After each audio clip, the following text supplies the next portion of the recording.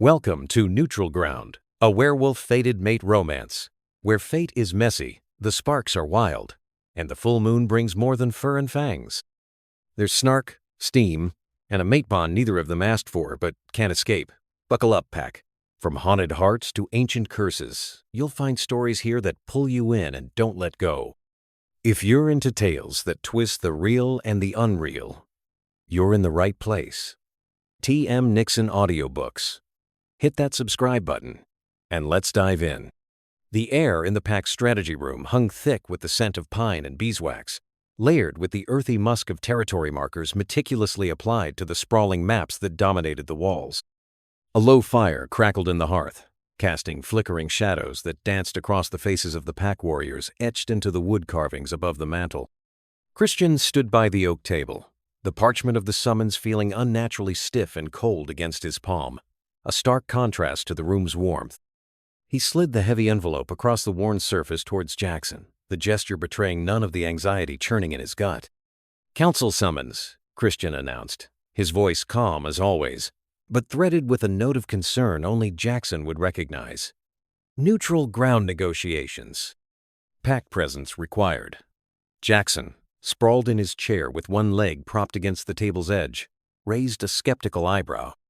He was a mirror of Christian in strength and build, but where Christian's features were smooth and composed, Jackson's were sharp and often held a simmering impatience.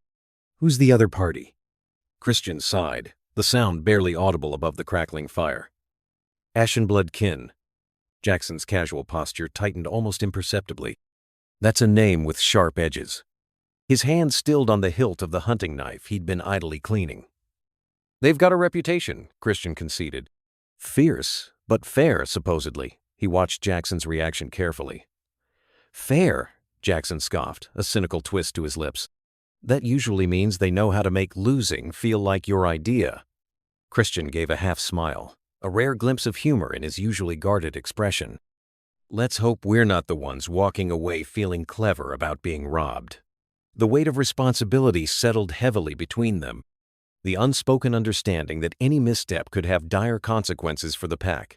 Jackson pushed back his chair, the wood scraping against the stone floor. The sound amplified the tension in the room. "Who's their alpha?"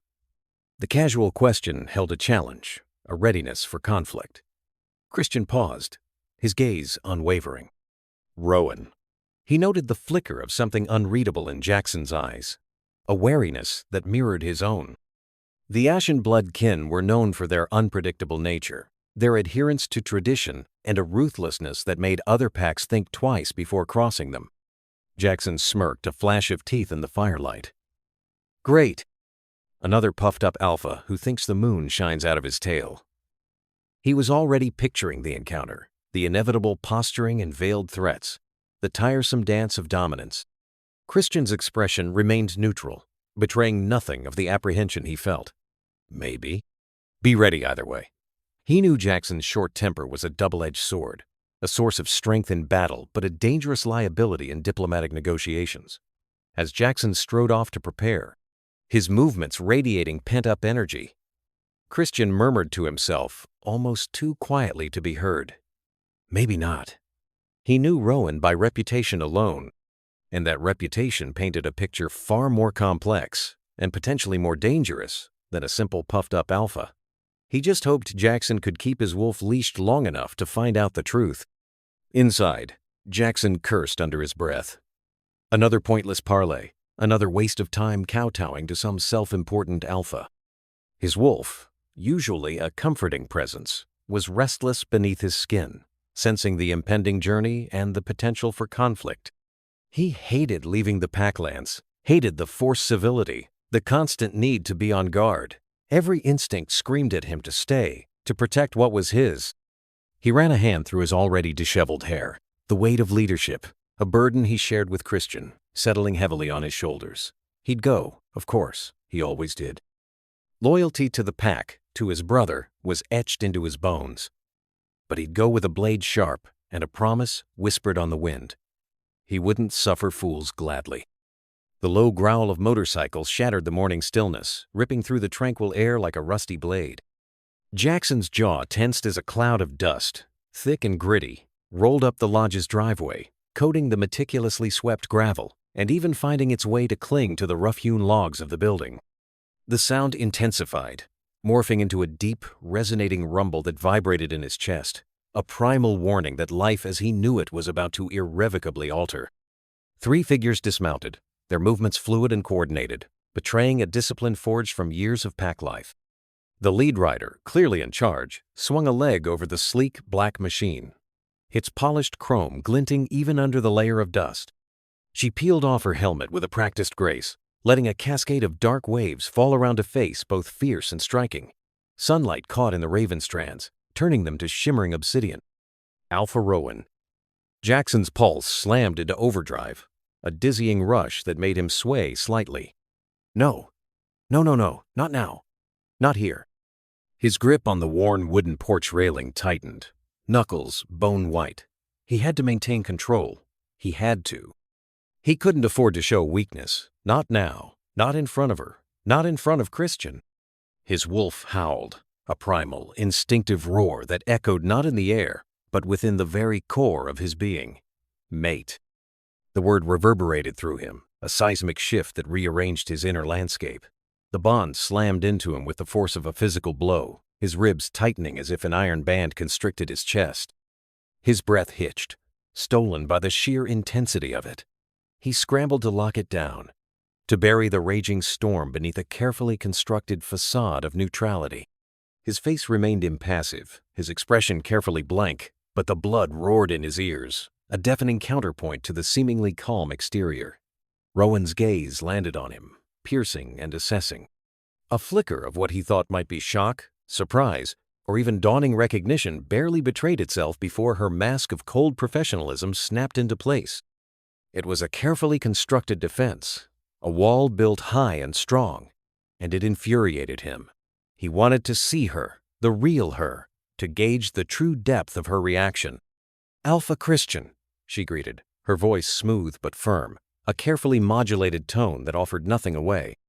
It was a voice of command, of authority, and it resonated with a power that sent a shiver down Jackson's spine, a shiver that had nothing to do with the cool morning air.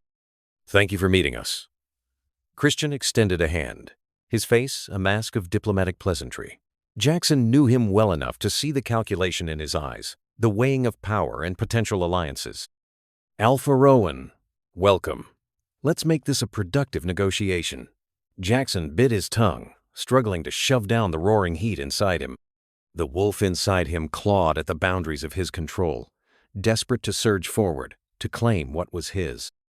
He forced himself to remain still, to breathe deeply, to maintain the rigid control that had served him so well over the years. Rowan's eyes cut to him briefly, a fleeting glance that felt like a physical touch. "You're Beta." Jackson forced a nod, the movement stiff and jerky. Jackson. The single word felt inadequate, a paltry offering in the face of the tempest raging within him. He wanted to say more, to scream, to demand she acknowledge what they both knew to be true, but he couldn't. Not here. Not now. Her lips twitched almost a smirk, a fleeting expression that hinted at a dry, sardonic humor. But she said nothing, walking past him as if the bond hadn't just punched both of them in the ribs. She moved with a controlled grace, her boots crunching on the gravel, the sound echoing in the sudden, oppressive silence. He could feel her presence, a tangible weight in the air, a constant reminder of the truth neither of them dared to speak aloud. The bond thrummed in the air between them, a live wire sparking with unspoken longing and suppressed desire. The air crackled with tension, a silent battle raging between duty and destiny. The council chamber, a cavernous expanse of gray stone, hummed with a tense anticipation. Sunlight streamed through the tall arched windows, illuminating motes of dust dancing in the air and casting long shadows from the imposing oak table at its center. The scent of aged paper and heavily polished wood hung heavy, a testament to the countless treaties and debates that had unfolded within these walls. Rowan moved with a quiet authority that belied her age. She stood behind a stack of meticulously organized documents, her posture radiating a calm, almost unsettling confidence. It was a tactical posture, a calculated display of strength designed to unsettle her opponents, or at least hold them at bay. As she presented her opening terms, her voice was smooth and even, each word carefully chosen, yet carrying the sharp edge of steel beneath the velvet. Her knowledge of the disputed territories, once part of the now defunct Moonhaven Pact, was precise and cutting. Her references to historical agreements and land surveys delivered with the effortless ease of someone who had lived and breathed them for years. Jackson sat across from her, a monumental effort etched onto his face. He forced his attention onto the maps spread across the table, intricately detailing the tangled boundaries of the disputed lands. He focused on the minute details, the river courses, the elevation markers, anything to distract him from the scent of pine and wild air clinging to Rowan, a scent that resonated deep within his very being. The mate bond, that primal, undeniable pull, was a roaring beast in his chest, straining to break free from the cage of his control. But Jackson's professional mask remained firmly in place, his expression a carefully crafted neutrality, betraying nothing of the turmoil raging within. His wolf, however, was a different story, practically howling at the sight of her. Christian, ever the diplomat, noticed the undercurrent of tension that crackled in the air, a silent electricity that threatened to ignite at any moment. He pressed forward, determined to keep the meeting on track. "Let's establish the week's goals," he stated, his voice resonating in the vast chamber. "Our primary objective is mapping neutral zones from Moonhaven's dissolved territory. We need to establish clean, clear boundaries that are agreeable to both sides. Shared hunting rights within those zones are also on the table for discussion." Rowan's reply was crisp and immediate, leaving no room for ambiguity. "Agreed. We will bring survey records, historical land deeds, and claim charts to support our proposals. Accuracy and transparency benefit us all. Any discrepancies must be addressed with verifiable evidence and legal precedent." It was a subtle challenge, a declaration that she was prepared for a meticulous and potentially lengthy negotiation. Jackson finally met her gaze, drawn against his will. The contact was brief, almost fleeting, but intensely potent. It felt like brushing against a roaring fire and pulling away too slowly, the heat lingering on his skin, the scent burning in his nostrils. The force of the connection was jarring, almost physical. "Professional," he repeated to himself, a mantra designed to anchor him to reality. Stay professional. Focus on the task at hand. But even as he uttered the silent command, he knew it was a battle he was already losing. He could feel the weight of her gaze, the challenge in her posture, and the undeniable, electrifying awareness that crackled between them, a dangerous secret they were both determined to ignore, for now. Day 1. Rowan's presentations were surgical data, history, and logic, all perfectly aligned. The crisp rustle of paper filled the tense air as she moved through the arguments with practiced precision. The rhythmic scratch of pens followed her every point, Christian's notes meticulously documenting each detail. Rowan's voice remained a steady, assured cadence, explaining clauses and precedents with a calm authority that commanded attention. Christian, visibly impressed, leaned forward, his expression thoughtful. "You've done your homework." Rowan offered a cool nod, her eyes never wavering. "I don't like surprises." Jackson watched it all, a silent observer with a roaring storm inside. He admired her sharp mind, the way she dissected complex issues and reassembled them to her advantage. He admired the fire in her eyes when she spoke of her pack's needs. He admired it all as much as he hated how his wolf clawed at him, a primal urgency demanding he close the distance, claim what was his. The low, steady hum of the mate bond thrummed beneath his skin, a constant reminder of their connection. Every breath Rowan took, every subtle shift in her posture, was amplified, a careful exercise in control to maintain his composure in front of the assembled alphas. More than once, their eyes met across the polished surface of the conference table, a silent current passing between them. The eye contact lingered a beat too long, a spark igniting before they both retreated quickly, masking their awareness with practiced professionalism. That night, the lodge felt divided. Packs sat apart, murmuring amongst themselves, the common room filled with a quiet hum of voices and the crackling of the large stone fireplace. Jackson found himself drawn to the hearth, the flickering flames reflecting in his golden eyes. Across the room, he caught her staring. Her mask, so carefully constructed during the day, slipped for a heartbeat, a momentary lapse in her carefully constructed facade. It was just long enough for him to see something raw, something vulnerable, hidden beneath the steely exterior. Just long enough for him to know she wasn't unaffected by their proximity, by the undeniable pull that stretched between them. He saw a flicker of longing, quickly extinguished, replaced by a guarded watchfulness. He didn't sleep well. His wolf paced restlessly inside him, growing more agitated with each passing day. The scent of Rowan, faint yet ever-present, clung to the air, a constant torment. The enforced separation, the charade of professional distance, only fueled the animalistic need to break free, to shed the civilized constraints and claim his mate. The negotiation table felt like a battleground, not just for pack alliances, but for his own self-control. He knew, with a growing certainty, that something had to give. The dispute over water rights boiled over fast, transforming the lodge's conference room into a pressure cooker. Every chair was occupied, the air thick with the scent of coffee, stale pastries, and something else, raw ambition. Jackson felt it radiating from everyone present, a silent declaration of dominance. But the thickest current pulsed between him and Rowan. "This allocation ignores seasonal migration patterns," Jackson growled, slamming a palm on the mahogany table. The sound reverberated through the room, silencing the murmurs for a breath. "It chokes off our access during peak hunting season, leaving our pack vulnerable. And your projections overestimate your pack's reach," Rowan shot back, her voice sharp enough to cut steel. Her hand lay flat on the table, fingers splayed, a mirror image of Jackson's aggression. "You claim territory that hasn't been patrolled by your wolves in decades. This isn't about need, Jackson. It's about greed." They circled each other with words, predators locked in a verbal dance. The room sizzled with more than territorial tension. It was a palpable electric charge, their breaths coming in short, ragged gasps that had nothing to do with the argument itself. His gaze bored into hers, a silent challenge. Her eyes, the color of storm clouds, flashed with indignation, and something else he couldn't quite decipher. He saw the furious pulse throbbing in her neck, a delicate vulnerability exposed against the backdrop of her steely demeanor. Christian smirked faintly, leaning back in his chair, arms crossed.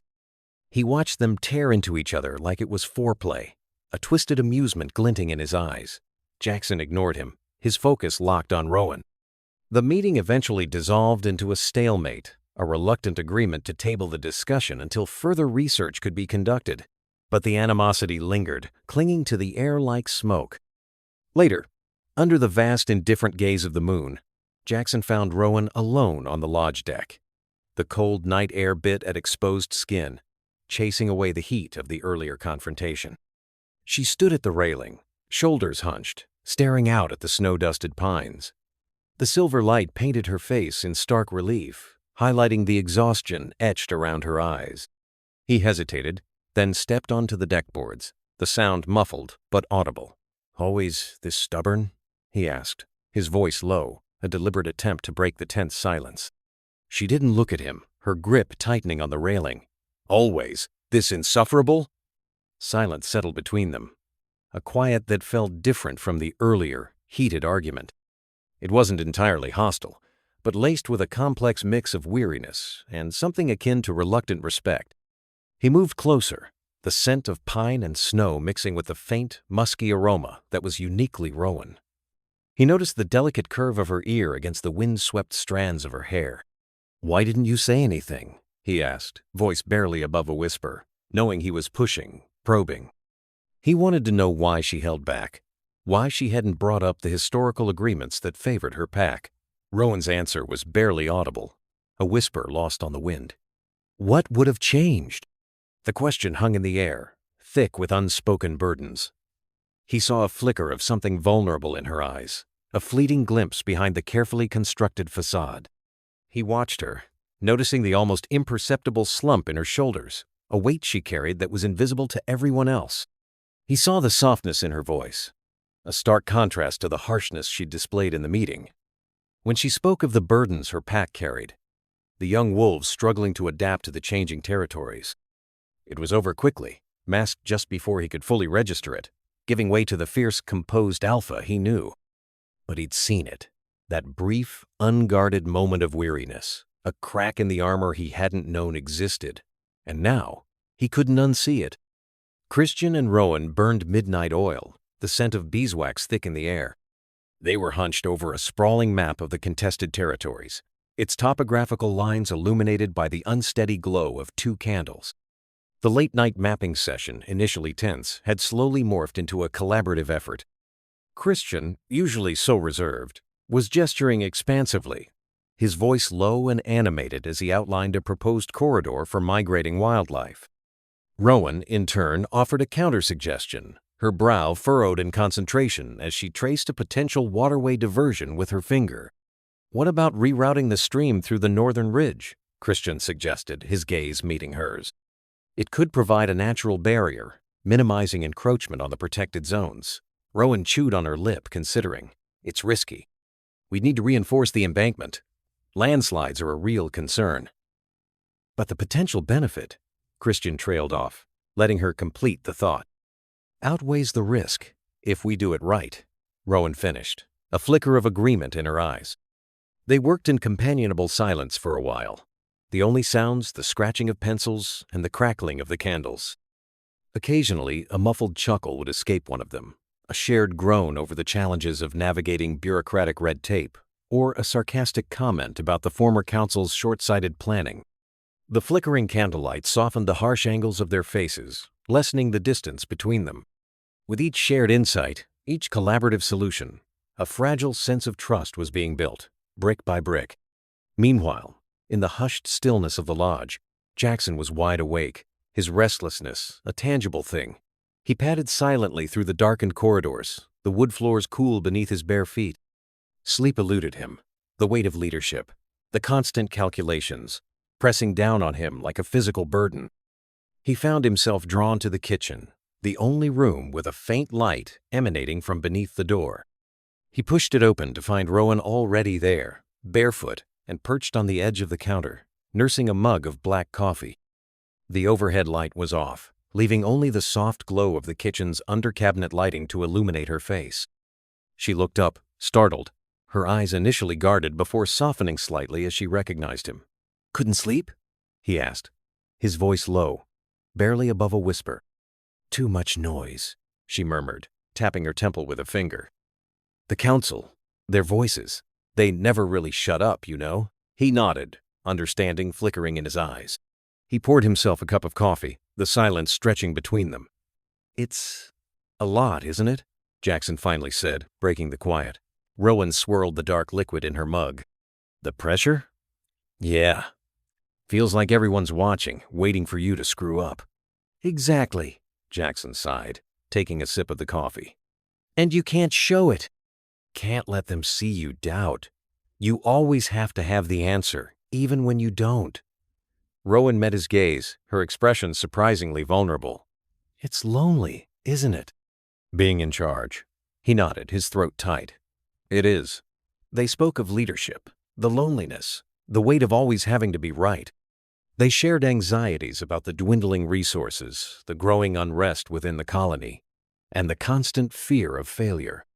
For a moment, they relaxed, dropping the shields they usually carried, allowing each other a glimpse of the burden they both bore. Then, Rowan reached for the sugar bowl to refill her coffee, and her fingers brushed against Jackson's hand as he reached for the same thing. The contact was fleeting, almost imperceptible, yet a jolt of awareness shot through both of them. The air suddenly thickened, charged with unspoken emotions. Rowan abruptly pulled her hand away, a flicker of panic in her eyes. I should get back to the maps," she stammered, sliding off the counter. Jackson cleared his throat, equally flustered. "Right, me too. Early start tomorrow." They retreated from the kitchen, as if burned, each acutely aware of the pull between them, a force they were both too afraid to acknowledge, too afraid to let become real. They disappeared into the shadows of the lodge, leaving behind only the faint aroma of coffee and the lingering echo of a shared, unspoken truth. Rowan proposed joint patrols. An uneasy truce hung in the air after the disastrous dinner, and she argued that coordinated efforts were the only way to effectively monitor the volatile border region. Christian, ever the pragmatist, agreed, and with a knowing glint in his eye paired Jackson with her. The borderlands were a tapestry of dense forests, ancient and untamed. Sunlight struggled to penetrate the thick canopy, creating a world of shifting shadows and whispered secrets. The air hung heavy with the scent of damp earth and decaying leaves. As they moved, the patrol group fell into a quiet rhythm, their boots crunching on the uneven terrain, their breath misting in the cool, crisp air. Jackson and Rowan led the way, their movements becoming a silent conversation. He would pause, hand raised, alerting her to a disturbed patch of earth, a broken twig. She would respond with a subtle nod, her eyes scanning the tree line, searching for any sign of movement. Their teamwork was seamless, natural, like they'd been born for this dance of vigilance. Years of training and innate ability blended into a potent force. Their trust in each other, at least professionally, was instinctive. They were traversing a particularly treacherous section, a steep incline bordering a sheer cliff face. The ground was loose, a treacherous mix of shale and decaying foliage. A loose rock slide, triggered by Rowan's footfall, sent her slipping. She clawed at the air, the ground crumbling beneath her boots, a horrified gasp escaping her lips. Jackson lunged without thinking. Years of ingrained reflex, honed by countless drills and dangerous situations, kicked in. There was no conscious thought, only the primal urge to protect. He propelled himself forward, his arm shooting out, hooking around her waist. He hauled her back with a guttural growl that echoed in the sudden silence. "I've got you." The momentum propelled her against him, her back flush against his chest. For half a breath, maybe less, she melted against him. The hard planes of his body, the heat radiating through his thick coat, triggered a response so visceral it stole her breath. The air crackled around them, charged with an energy that had nothing to do with duty or professionalism. The bond, that relentless, terrifying connection, surged between them, a tidal wave of raw emotion that threatened to drown them both. Then, just as quickly as it had begun, it was gone. The walls snapped back into place, icy and impenetrable. Rowan yanked herself away, her face an impassive mask. She straightened her uniform, brushing off imaginary dust with jerky movements, her eyes fixed on a point somewhere beyond him. The vulnerability of the moment was erased, replaced by a cold professionalism that chilled him to the bone. "We have a patrol to finish," she said, her voice clipped and devoid of emotion.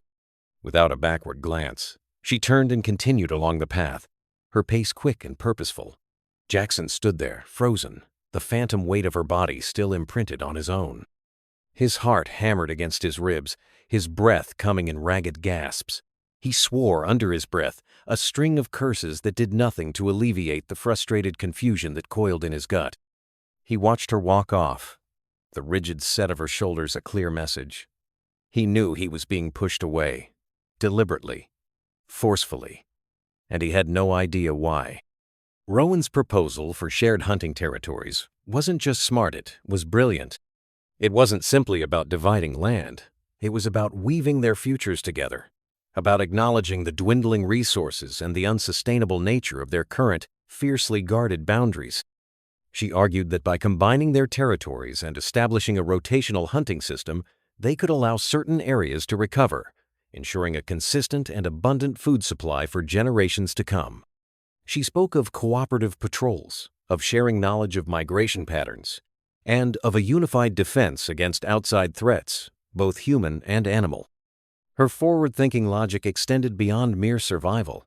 It painted a future of prosperity and security, a future built on cooperation rather than competition.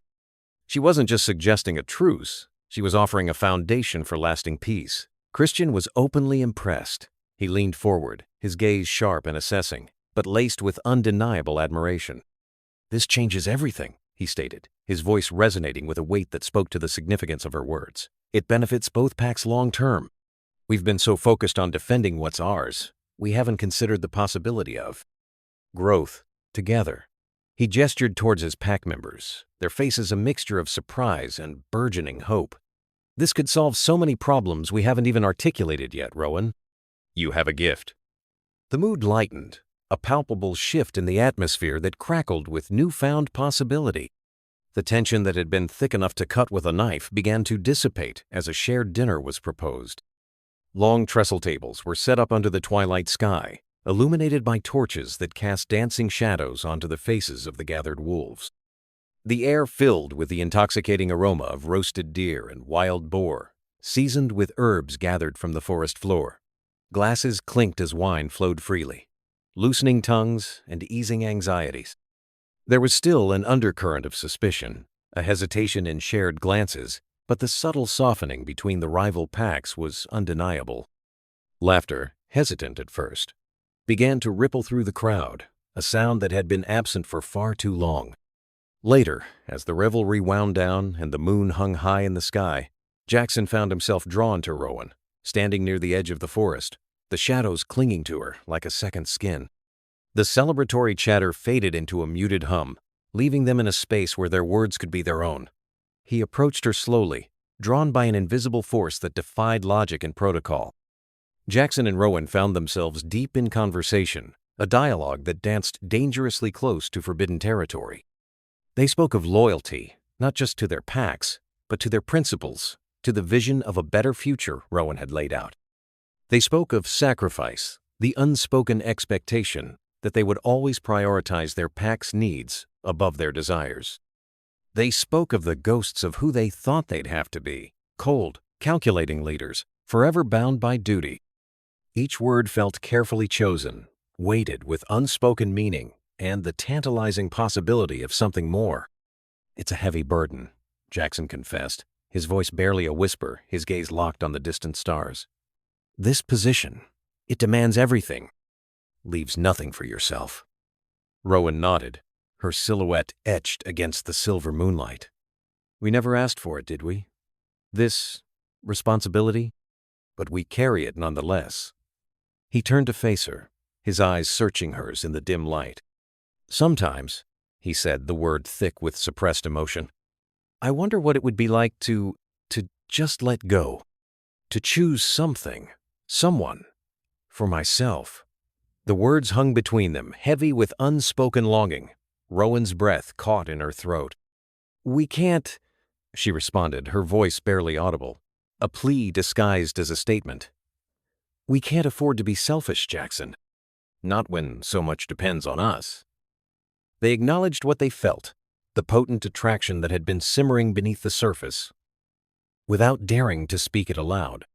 They both knew that acting on their feelings would be a betrayal, a reckless act that could destabilize the fragile peace they were so desperately trying to build.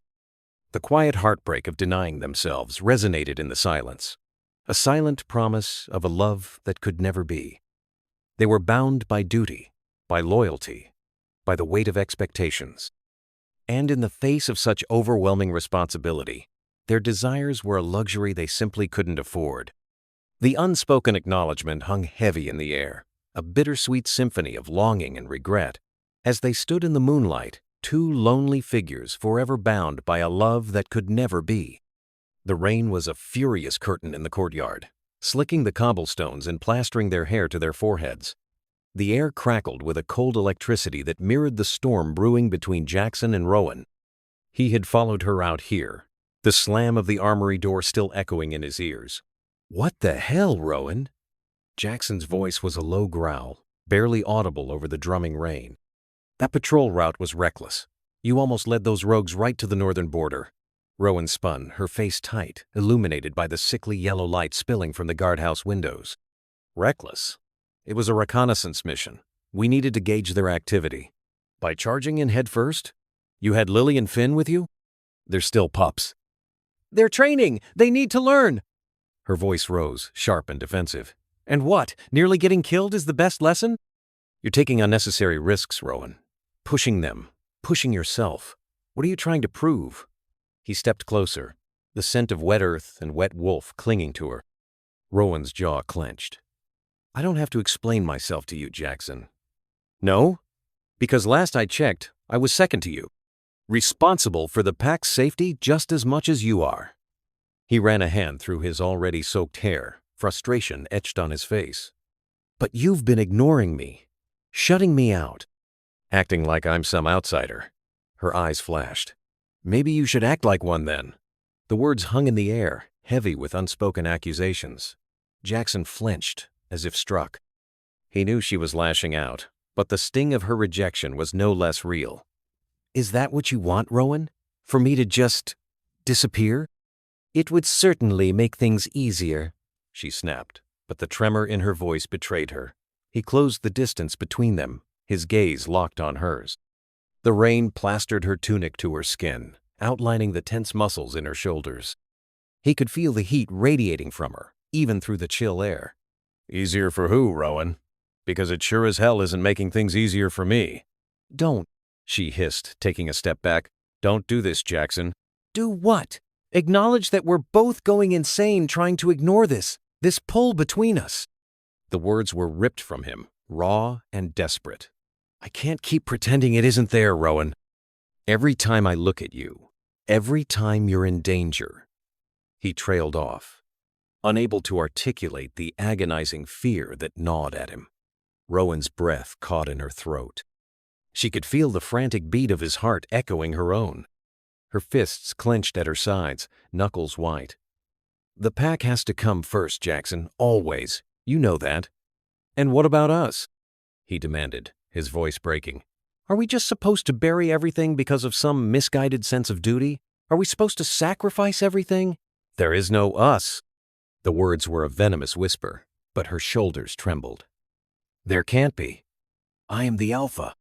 My pack needs a leader who is strong, focused, and unburdened by personal complications." "So what? I'm a complication now?" he laughed, a harsh, bitter sound. "I thought I was your second. Your confidant. Your packmate." The words tasted like ash in his mouth. "You are my second." "That's all you can be."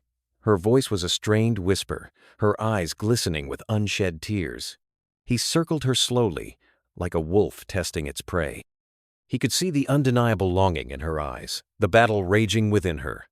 "You're lying, Rowan. To me, and to yourself." She mirrored his movement, her body taut, the air between them thick with unspoken desires and simmering anger. "My responsibility is to my pack, not to some fantasy you've concocted in your head." "Fantasy?" He snarled the word, a guttural sound. "This isn't a fantasy, Rowan. It's real. And you feel it too." Rowan finally broke, letting out a strangled cry. "Then you have to stop. You have to stop looking at me like that. You have to stop making me choose between you and my pack." "I'm not making you choose," he retorted, his voice laced with pain. "You are. You're the one who's refusing to see what's right in front of you." The silence that followed was broken only by the relentless drumming of the rain. The tension stretched between them, a taut wire about to snap. Finally, Rowan spoke, her voice barely audible. "Get out, Jackson." He stared at her, his heart aching with a pain so profound it felt like a physical wound. "Rowan." "I said get out."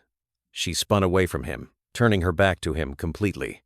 Her voice was cold, devoid of emotion. "Leave me alone." Without another word, Jackson turned and stalked away, his shoulders slumped, the rain washing over him, doing little to cool the fire that still burned within him. He didn't look back. Rowan remained standing in the courtyard, her body rigid. She watched him go, her vision blurring with tears she refused to shed. When his figure disappeared into the barracks, she finally allowed herself to crumble, sinking to her knees in the cold, wet stone. The bond between them, usually a comforting hum, pulsed now with a searing, agonizing pain. It was a constant reminder of what she was denying, of what she was losing. But she couldn't falter. She wouldn't. Her pack needed her. And they always would, even if it meant sacrificing her happiness. She had to be strong, even if it broke her in the process.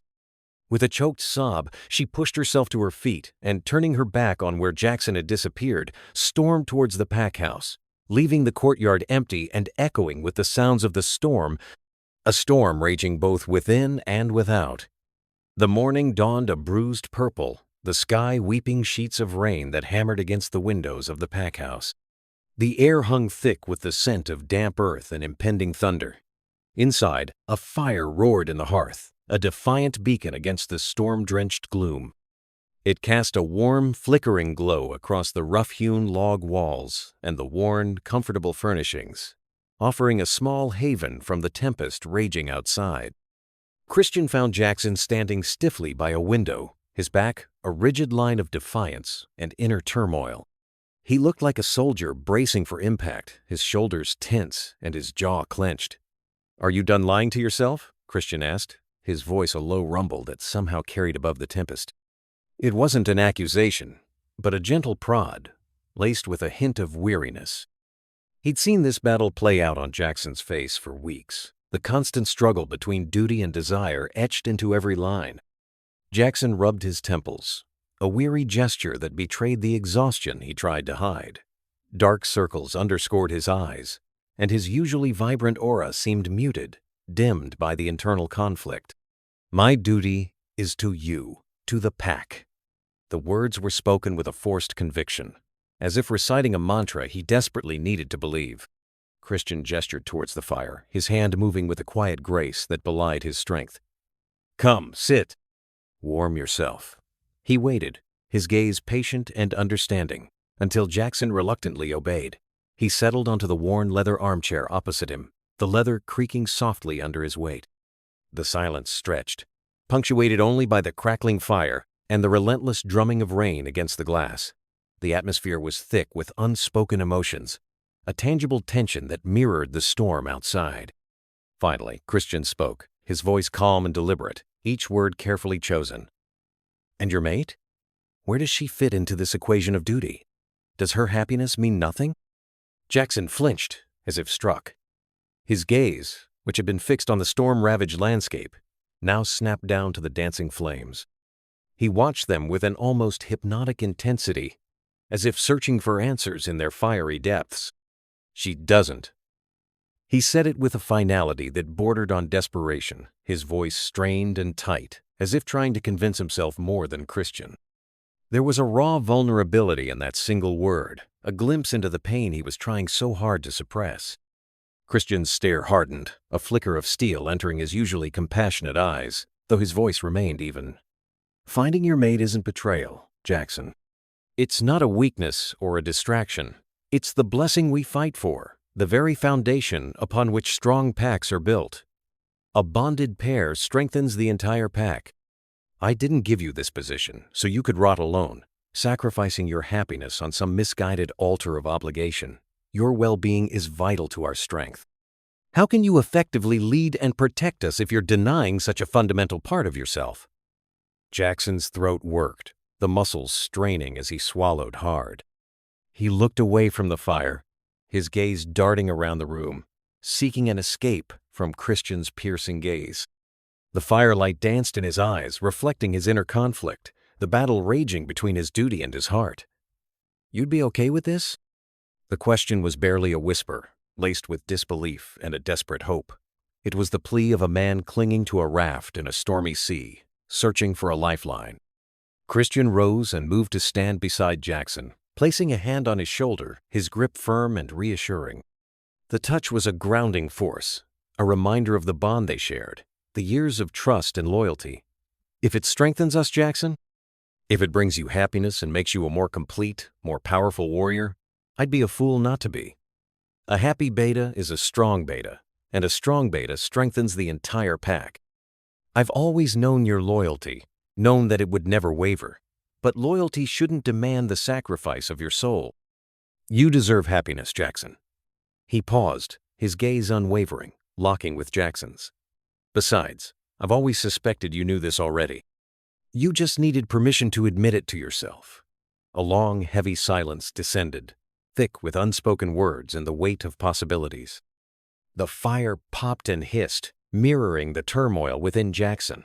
The rain continued its relentless assault on the windows, a constant reminder of the storm within. As he stared into the flames, a flicker of hope, fragile and tentative, began to ignite in his eyes. Maybe, just maybe, his path wasn't as blocked as he had so stubbornly believed. Maybe he could have both. Duty and love, pack and mate. The realization was slow, painful, but undeniably there. A small smile, hesitant and uncertain, touched his lips. Perhaps, with Christian's blessing, he could finally allow himself to be happy. The journey wouldn't be easy, but for the first time in a long time, Jackson felt a glimmer of optimism pierce the dark clouds that had been gathering around his heart. He had a mate to claim, a future to build, and a pack to lead, all intertwined in a way he hadn't dared to dream possible. The air in Rowan's office crackled with unspoken tension, thick enough to choke on. Kala, her normally unflappable beta, stood with her arms crossed, her fiery red hair a stark contrast to her usually calm demeanor. Today, the green in her eyes flashed with frustration. Finally, the silence was shattered. "Your head's not here, Rowan. Your heart's somewhere else. We all see it." Rowan bristled, the words hitting her like a physical blow. She hated being observed, dissected, especially by Kala, who knew her too well. "That's ridiculous," she snapped, her voice sharper than she intended. "I'm perfectly present. I'm running a pack, aren't I?" Kala's jaw tightened. "Running a pack, yes. Leading it? I'm not so sure anymore. The training sessions are lax, and the patrols are sloppy. Questions are being asked, Rowan. Questions about your focus, about your leadership." Rowan stood up, her temper flaring. "Are you questioning my authority, Kala?" The words were a challenge, a reminder of their positions. "No," Kala said, her voice softer, but no less firm. "I'm questioning your judgment. We're your pack, Rowan. We trust you. But we need you here, not lost in some daydream." The word hung in the air, heavy with implications. Rowan knew exactly what daydream Kala was referring to. Jackson. Just the thought of him sent a familiar ache through her chest, a feeling she desperately tried to ignore. She turned away, pacing the length of her office, the worn wooden floor creaking beneath her boots. She didn't need Kala pointing out the obvious. She was distracted, consumed. And it was all because of him. A wave of memories crashed over her, a stark contrast to the comfortable life she lived now. A 17-year-old Rowan, snarling at older, larger wolves, her voice cracking as she challenged for the alpha position after her father's death. The sneers, the whispers, the blatant disrespect. A girl leading a pack? Absurd. She remembered the brutal fights, the taste of blood and dirt, the burning determination that had fueled her victory.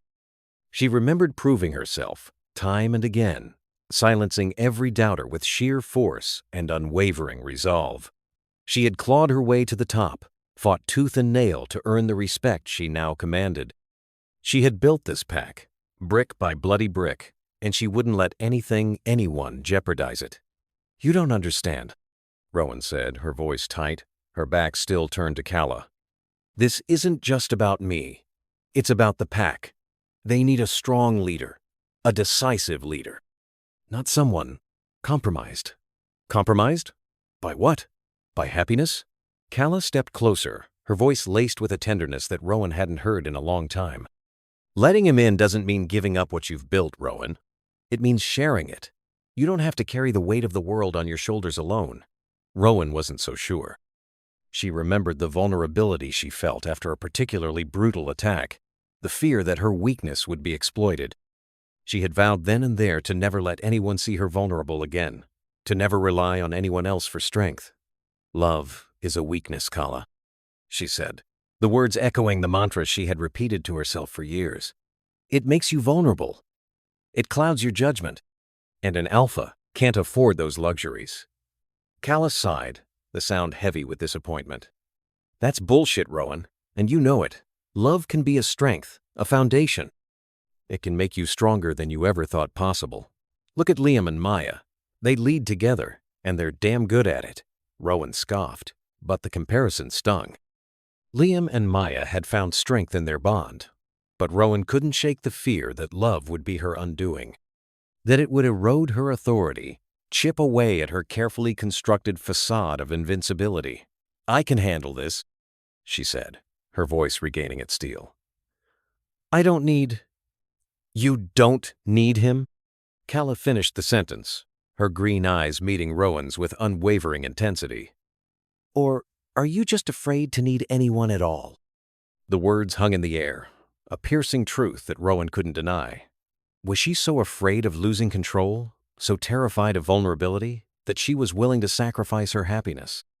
She looked at Calla, at the genuine concern etched on her face, and a flicker of doubt sparked within her. Maybe, just maybe, she had been wrong. Maybe building walls around her heart hadn't been an act of strength, but an act of self-sabotage. The ache in her chest intensified, a constant reminder of the connection she was trying to ignore. Was holding so tightly to her independence worth this constant pain? Worth pushing away the possibility of love, of happiness, of a life shared? Rowan didn't have an answer. Not yet.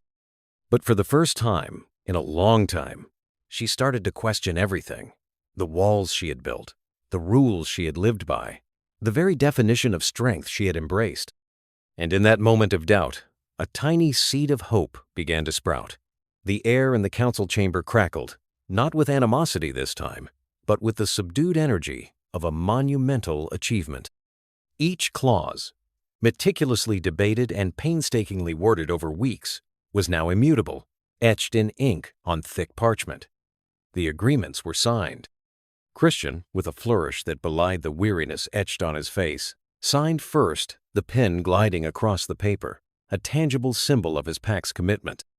Rowan followed, her signature firm and resolute, mirroring the strength she had projected throughout the negotiations. A collective breath seemed to ripple through the room, the weight of history settling heavy on their shoulders. The formal signing concluded, and a ripple of movement disturbed the stillness. Christian, unexpectedly, extended his hand to Rowan. Their handshake was firm, prolonged, and a surprising warmth passed between them. The respect that had simmered beneath the surface during weeks of negotiation had solidified into something akin to trust, a shared burden, a mutual understanding of the sacrifices made for the greater good. Beyond the leaders, the packs began to tentatively mingle. Cautious smiles were exchanged, and hesitant conversations sparked. Alpha Christian had insisted they all stay for a bit longer so the integrated pack patrols could get used to one another. There were awkward moments, of course, the ingrained suspicion hard to shake off overnight. But beneath the surface, a reluctant alliance was beginning to bloom, fueled by the promise of peace and the shared responsibility of protecting their newly defined territory. But amidst the burgeoning camaraderie, a different kind of tension lingered. The ache between Rowan and Jackson soured what should have been a triumph, coloring the victory in shades of regret and unspoken words. Jackson stood at the edge of the room, a stoic figure amidst the burgeoning celebrations, his gaze drawn to Rowan like a moth to a flame. Every glance felt like a wound. Rowan attempted to focus on the present, on the success they had achieved, but Jackson's presence was a constant distraction. She could feel his eyes on her, heavy with emotion she couldn't decipher. A pang of longing, sharp and unwelcome, pierced through her resolve. They were surrounded by their packs, by the fruits of their labor, yet an unbridgeable chasm lay between them. Their stolen glances were fleeting, charged with an intensity that belied the distance they maintained. Words hung unspoken in the air, heavy with the weight of what could have been, what might never be. He would catch her eye, a flicker of vulnerability softening his hardened features, and she would respond with a fleeting, painful smile. Then, just as quickly, they would both look away, retreating behind walls of pride and regret. The success of the negotiations, the tangible peace that had been achieved, rang hollow for them both. It was a victory tinged with personal loss, a testament to their dedication to their packs, but also a stark reminder of the sacrifice they had made. As the packs continued to forge their tentative alliance, Jackson and Rowan remained adrift, bound by a connection they could no longer acknowledge, forever haunted by the words they refused to say. The elder, his face etched with the wisdom of centuries, approached Christian with a deliberate stillness. He waited until the throng of wolves discussing border disputes and trade agreements had thinned, drawing Christian aside with a hand surprisingly strong for his age. "Christian," he began, his voice a low rumble that barely carried above the residual murmur of the council chamber. "The strength you wield is undeniable, but strength alone cannot build a lasting peace. We need bonds, true bonds, to fortify our alliances." Christian inclined his head, listening intently. He knew better than to dismiss the elder's words. They were always laced with subtle meaning, carefully chosen for maximum impact. The elder paused, his gaze sharp, though his eyes were dimmed with age. Such bonds between alphas and betas across packs can unite us in ways politics never could. A shared purpose, a shared loyalty born of something deeper than strategic advantage. It has the potential to reshape the landscape of our world. Christian's mind whirred, processing the elder's words. He saw the veiled suggestion, the subtle nudge towards Jackson. Mate bonds were rare, especially between the alpha and beta ranks of different packs. But the elder was right. If Jackson and Rowan were to truly bond, the stability it could bring to their territories, to the entire region, would be unprecedented. The constant skirmishes, the territorial disputes, they could all be lessened, perhaps even eradicated, by a force far more powerful than any treaty. The thought of Jackson, his loyalty unwavering, his strength a perfect complement to Rowan's, forming that kind of anchor, it was a game changer. The elder was subtly encouraging him to push Jackson to fight for what he truly desired, to ignore the constraints of outdated traditions and embrace the potential for a stronger future. Meanwhile, Rowan, exhausted and emotionally drained, had sought refuge in the shadow of a towering oak at the edge of the clearing. She needed a moment, a breath of solitude before facing the endless parade of expectations that came with being alpha. Unbeknownst to her, a small group from her pack had gathered nearby, their voices hushed in concerned whispers. "She seemed so much lighter earlier this week, didn't she?" Elara, her fur almost shimmering silver in the dappled sunlight, mused. "Yeah," agreed Bren, his usually gruff voice softened with concern. "Almost content. Remember how she was laughing with Jackson during the training exercises? It's been ages since I've seen her laugh like that." A pang resonated within Rowan. Laughter, contentment. They were alien concepts to her, luxuries she'd believed she could not afford. The memory of that fleeting happiness, the lightness she'd felt in Jackson's presence, was a sharp contrast to the heavy cloak of responsibility she wore every moment of every day. She seemed almost at peace, Elara added softly, her words like a knife twisting in Rowan's heart. At peace. A peace she had willingly sacrificed on the altar of duty. Something cracked inside her, a fissure in the carefully constructed wall around her heart. A raw, aching grief bloomed within her. The price of her control, her unwavering dedication to her pack, was a life devoid of the simple joys, the easy connections that others took for granted. She had chosen power over happiness, responsibility over love, and now, listening to her pack's wistful observations, she wondered if she had made the right choice. Unseen and unheard, she slipped away into the deepening shadows of the forest, the weight of her decision crushing her. The council's observations, the whispers of her pack, they were all a cruel reminder of what she had lost, what she continued to lose by clinging so tightly to the reins of control. The fleeting glimpse of a happier Rowan was now a ghost, haunting her with the promise of what could have been and the stark reality of what would never be. A storm trapped Rowan and Jackson in the lodge's library, transforming the familiar room into a cage. Rain, a relentless hammering fist, assaulted the windows, blurring the world outside into a gray, watery chaos. The wind howled like a tormented spirit, rattling the aged glass and sending shivers down their spines. The air itself felt thick, charged with an almost palpable tension, a silent battlefield where unspoken words and suppressed desires clashed. Rowan stood near the towering bookshelves, their shadows dancing across her face in the flickering light of a lone oil lamp. Each drop of rain seemed to amplify the turmoil within her, the fear of failing the pack, of losing everything she had sacrificed for. "I've fought too hard to lose everything," she whispered, the words barely audible above the storm's fury. They were a testament to her dedication, her iron will, but also to the suffocating weight of responsibility that had become her constant companion. Jackson mirrored her stance, his gaze fixed on the swirling tempest outside. He knew her fears intimately, shared them. His burden, the promise he'd made to Christian, pressed down on him, a heavy chain he couldn't seem to break free from. "And I can't walk away from Christian," he admitted, the words heavy with regret and a deep sense of obligation. The silence stretched, broken only by the storm's relentless assault. Then, Rowan took a hesitant step forward, bridging the distance between them. Her eyes, usually so fierce and guarded, were vulnerable, pleading.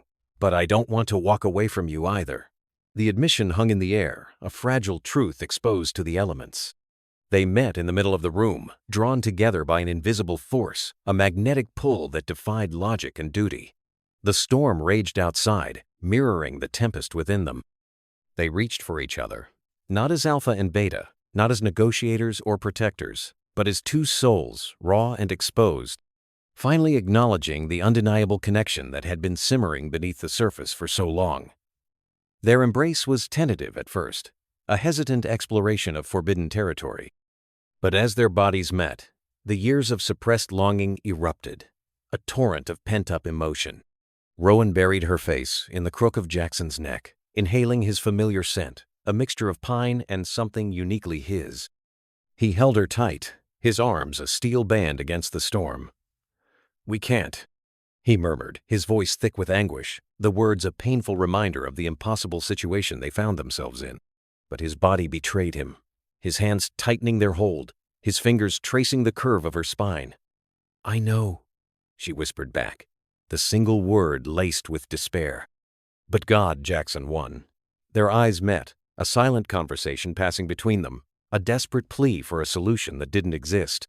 The air crackled with unspoken desires, with the raw, undeniable truth of their love. It was a love born of shared battles, of mutual respect, of a deep understanding that transcended their roles and responsibilities. It was a love that had blossomed in the shadows, nurtured by stolen glances and whispered words, and now, finally, it demanded to be acknowledged. He lowered his head, his gaze locked on her lips, his breath warm against her skin. "Then just for tonight," he breathed, the words a surrender, a desperate grasp at a fleeting moment of happiness. "Just for tonight, let's forget everything else." And then the world dissolved. Their lips met, tentative at first, a feather-like touch that sent a jolt of electricity through their bodies. It was their first kiss, a culmination of weeks, months, maybe even years of longing, and it was everything they had ever dreamed of and more. The kiss deepened, becoming more urgent, more demanding, a desperate exploration of each other's souls. Rowan moaned softly, her hands tangling in Jackson's hair, pulling him closer. The taste of him was intoxicating, a heady mix of desire and desperation. She felt the calluses on his hands as they traced the curve of her back, sending shivers down her spine. Jackson's heart hammered against his ribs, threatening to break free. He lost himself in the feel of her, the taste of her, the intoxicating scent of her. He had imagined this moment 1,000 times, but the reality was far more intense, far more overwhelming than anything he could have conceived. Trapped in their embrace, heedless of the storm, lost in their first kiss, they were simply Rowan and Jackson. Two souls bound together by an undeniable love. A love that had finally broken down the walls they had so carefully constructed, even if only for a moment. Christian and Rowan met privately in the lodge's library, the air thick with unspoken tension. Sunlight streamed through the large windows, illuminating dust motes dancing in the silence. They were two leaders, facing an impossible situation, but their voices were calm, measured, as if discussing trade routes instead of the potential fracturing of their packs. "There's another path," Christian said, leaning forward, his gaze intense. "An alliance, a formal merging of interests." He steepled his fingers, a thoughtful frown creasing his brow. "We've already laid the groundwork with the trade agreements, the shared patrols. What if we expand upon that? Define it, solidify it, make it unbreakable?" Rowan nodded slowly, her eyes narrowed in consideration. A formal alliance that could strengthen both packs. But what about the bond?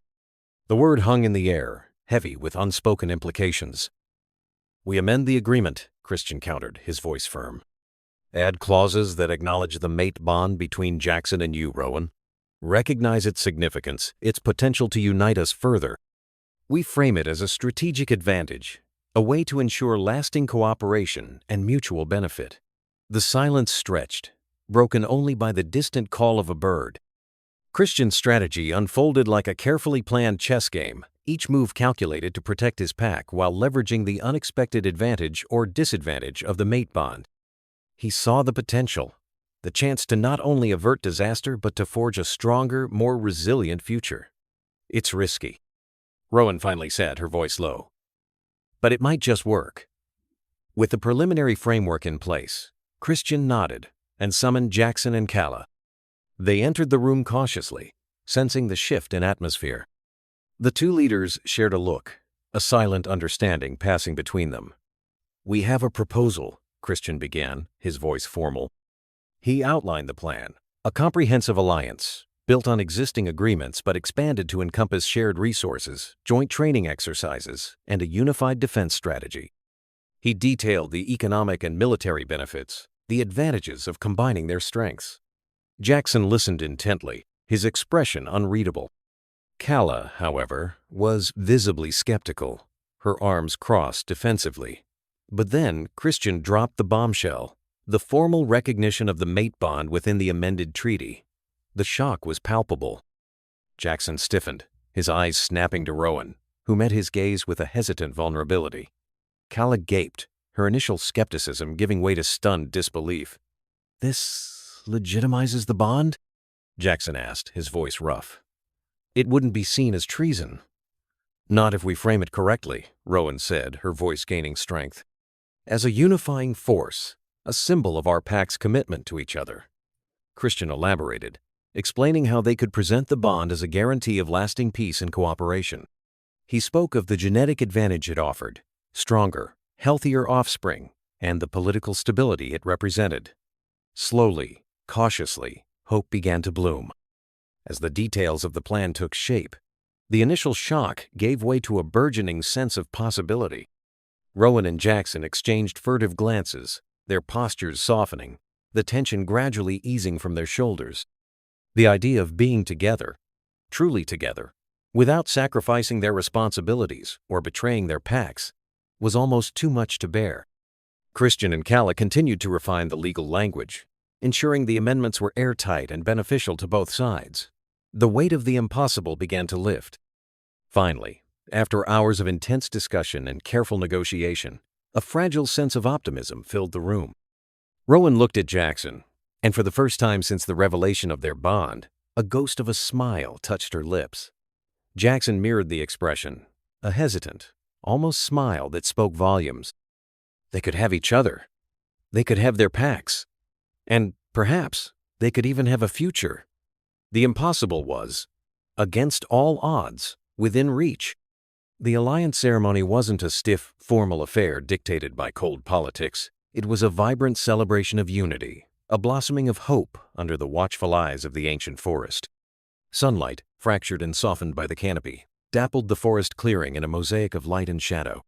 The scent of rain-washed earth, rich and fertile, rose from the ground, mingling with the crisp, clean air. The air vibrated with anticipation, the collective breath held by two packs standing side by side, their differences melting under the weight of their shared decision. Christian's voice, amplified by the natural amphitheater of the woods, rang with authority and warmth. He spoke of the past, acknowledging the mistakes and fears that had kept them apart. "For too long we have built walls of suspicion and prejudice," he declared, his gaze sweeping over the assembled wolves. "But walls only serve to imprison. Strength is found not in walls, but in bridges. Bridges of understanding, bridges of cooperation, bridges forged in trust." He spoke of the wisdom of their ancestors, reminding them that survival depended on adaptability and the ability to embrace change. He emphasized that choosing unity was not a sign of weakness, but a testament to their courage, the courage to confront their fears and build a better future for generations to come. Then came the moment everyone had been waiting for. Rowan and Jackson stepped forward, the ones their packs looked to, the architects of this newfound peace. They stood facing each other, the weight of their past denial, the struggle of love's avoidance, the resolution etched in their faces, but now overshadowed by a burgeoning hope. Their hands met, fingers interlacing, a tangible symbol of the connection they had fought so hard to deny. Rowan's voice, usually laced with steel, was now imbued with a deep, resonant sincerity. I vow to honor this alliance, to stand beside you in times of peace and times of strife, to share in the burdens and the triumphs, and to protect this unity with all that I am. Jackson's response was equally fierce, his eyes locked on Rowan's. I vow to uphold the traditions of my pack while embracing the possibilities of this new future. I vow to be a strong and loyal ally, and to work with you to create a territory where both our packs can thrive. His voice was steady, unshakable, radiating the strength that had always been within him, now focused on a single, unwavering purpose. With the vows spoken, the ceremony shifted to action. The two packs began working together on the new neutral territories, the boundary lands that would now be shared. They cleared fallen trees, their muscles working in unison, built shared hunting blinds, their strategies meshing smoothly, and marked new paths through the forest, forging literal trails toward a shared destiny. Laughter echoed through the woods, a sound that had been absent for too long. As the sun began to set, casting long shadows across the landscape, Jackson reached out and gently touched Rowan's arm, his hand lingering there, a silent question. Rowan met his gaze, the barriers that had separated them finally dissolving. Jackson leaned into Rowan's touch, no longer pulling away, no longer haunted by the fear of vulnerability. "Ready to see where this takes us?" he asked, his voice low and husky, his eyes filled with a mixture of anticipation and trepidation. Rowan's answering smile was sharp and beautiful, radiating a newfound joy. "With you? Always." Hand in hand, they walked deeper into the forest, into the twilight, into the promise of a future where two packs could live as one. A future where the alliance wouldn't just survive, but flourish. A future where Rowan and Jackson could finally, truly, live the bond they had fought so desperately to deny, allowing it to bloom into something stronger, more beautiful, and more powerful than they could have ever imagined. The forest held its breath, waiting to witness the dawn of this new era, an era of unity, prosperity, and a love that defied all odds. The morning unfolded like a breath held and finally released. Months after the alliance ceremony, a tranquil peace permeated the air, thick with the sweet scent of dew-drenched grass and the promise of a warm day. Where once stood a fiercely guarded boundary, now wolves from both packs worked in harmonious concert. They cleared overgrown land, erecting shared patrol posts with practiced ease, their laughter echoing through the dawn-lit forest. Jackson, his movements precise and efficient, oversaw the construction of a sturdy watchtower, barking out instructions with authority. Rowan, her stance radiating a quiet strength, walked the perimeter of the newly established neutral territory, her presence a reassuring force field. Jackson joined her, their hands brushing occasionally as they navigated the uneven terrain. The electric spark of their initial connection had matured into a comforting, steady warmth, a testament to the bond they had painstakingly forged. "Think you're getting soft, Alpha?" Jackson teased, a glint of amusement in his eyes. "All this cooperation, not very intimidating," Rowan chuckled, the sound lighter than it used to be. "Someone has to keep the peace. Besides, you're enjoying this more than you let on. Remember when you tried so hard to stay away from me, pretending the bond didn't exist?"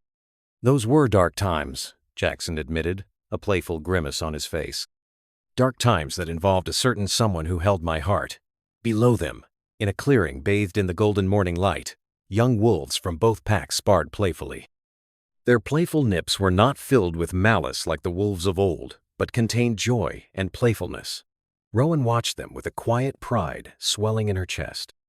The walls she had erected, the barriers built on generations of mistrust, had crumbled. Her strength was no longer defined by aggression, but by trust and the love she allowed herself to embrace. Jackson's gaze followed hers, his thoughts drifting to the profound impact of the alliance. It wasn't just about saving territory. It was about reshaping their future, weaving a new tapestry for generations to come. He felt a surge of hope, a feeling previously foreign to him. They paused on a small rise, surveying the landscape, the interconnected network of paths, the shared structures, the unified packs. It was a testament to their shared vision. Turning to Jackson, Rowan quietly breathed. We all did this. Together. A rare, easy smile touched Jackson's lips, softening the sharp angles of his face. And we'll keep building something that lasts. Something real. The challenges were far from over. The scars of the past remained, and new obstacles would inevitably arise. But now, they would face them together. No more walls between them. Their packs united not just by necessity, but by choice and by the burgeoning bond they had nurtured. Christian, spotting Jackson, strolled over and gave him a friendly pat on the shoulder, his eyes crinkling with genuine warmth. Simultaneously, Calla came alongside Rowan, her gaze meeting Rowan's. Calla nodded to her alpha with a warm smile, a silent affirmation of the path they were on, a path she had helped pave. Seasons passed, painting the landscape in vibrant hues of green, gold, and white. The neutral territories blossomed, wildlife flourished, and trade routes expanded. Joint patrols became commonplace, blurring the lines that once defined them. Interpack bonds deepened, friendships formed, and alliances solidified. And in the heart of it all, Jackson and Rowan, partners in every sense, walked the line between duty and love without flinching. Their relationship wasn't defined by dictation, but by collaboration. Their strength was in their combined vision. Some walls aren't meant to hold. They're meant to be torn down. That's the end of this tale, but in the world of the supernatural, there's always another shadow waiting. Thank you for staying with me through every twist, turn, and heartbeat. If you enjoyed the ride, there's more waiting for you. Just check out the other audiobooks on this channel. Don't forget to subscribe if you want more magic monsters and stories that go bump in the night. Until next time, stay curious, and brave and never stop listening.